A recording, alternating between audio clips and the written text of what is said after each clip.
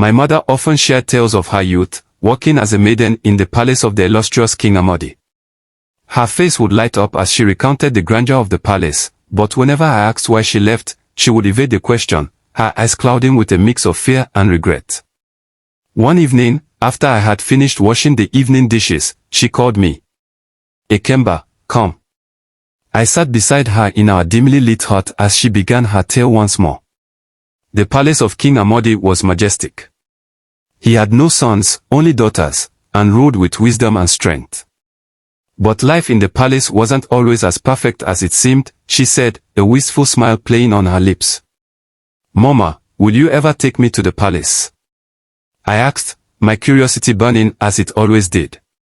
When you are older, my son, she replied with a knowing smile. At 12 years old, the palace was a place of mystery to me, a symbol of everything I yearned to see. But the journey was long, and my mother never allowed me to go. My father had passed away before I was born, and my mother, Adana, had raised me alone, working tirelessly as a farmer and trader. She was my ward, but her silence about the palace gnawed at me. One afternoon, my best friend, Namdi, came to visit. He was the same age as me, full of mischief and bold ideas. The IIG festival is happening next market day, he exclaimed. We have to go. But we are only 12. My mother won't let me, I protested. She doesn't have to know, Namdi grinned. Do you want to spend your whole life being a child, Ikemba?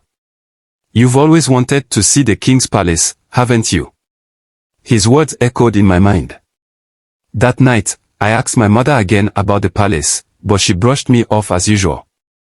Determined, I decided to sneak out with Namdi and his older cousin, Obiora, who agreed to accompany us.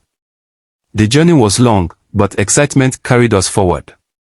When we arrived, the festival grounds were bustling with life. As I marveled at the spectacle, I accidentally stumbled into the sacred Ofo staff and knocked it over. A hush fell over the crowd.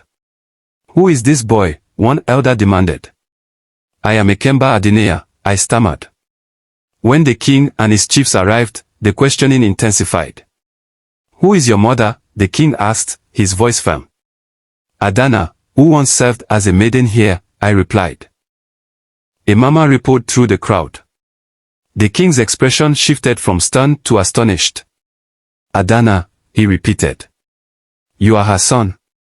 Moments later, the chief priest declared, behold the heir to the throne of Obins. The lost son of King Amadi. The crowd erupted in cheers, but I felt the weight of 1,000 eyes on me. My friends beamed with pride, but I was overwhelmed. The king sent guards to fetch my mother, and when she arrived, she and the king had a tense private conversation. Eventually, it was decided that my mother and I would live in the palace for my safety. But all was not well. Chief Oji, one of the king's closest advisors, harbored dark ambitions. That night, he summoned his loyal guard, Ikena. You assured me there was no heir, Chief Oji hissed. If this boy becomes king, everything I've worked for will crumble. I will handle it, my lord, Ikena replied with a sinister smile. Meanwhile, Queen Ifinanya, the king's wife, was sitting. She sought out the chief priest in the dead of night. You told me my daughters would inherit the throne, she said, her voice trembling with rage. The gods are unpredictable, the chief priest intoned. But there are ways to shift destiny. What ways? The queen demanded. The priest's laughter echoed ominously through the shrine. A boy destined for greatness often walks the path of danger. The gods must decide if he survives. As I lay in my new chambers, unaware of the shadows conspiring against me, I couldn't shake the feeling that my life had changed forever, and not just for the better. Little did I know, my journey had only begun. The story just got started.